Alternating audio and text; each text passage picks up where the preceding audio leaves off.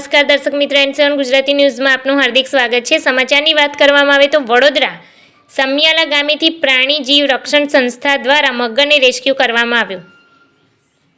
મગરનું ગણાતું વડોદરા શહેર ગ્રામ્ય વિસ્તારોમાંથી અનેક મગરો પકડાયા છે। ત્યારે આજ રોજ સમિયાલા ગામે સુરેશભાઈ પટેલના ખેતરમાં એક મગર આવી પહોંચ્યો હતો।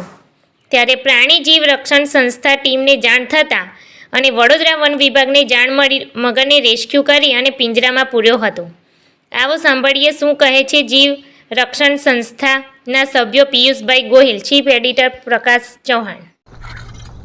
આજ રોજ સમિયાલા ગામમાં રહેતા સુરેશભાઈ પટેલના ખેતરમાં એક મગર ચડી આવ્યો હતો, તો તેમના દ્વારા અમારી સંસ્થા પ્રાણી જીવરક્ષક સંસ્થા પાદરા જાણ કરી હતી।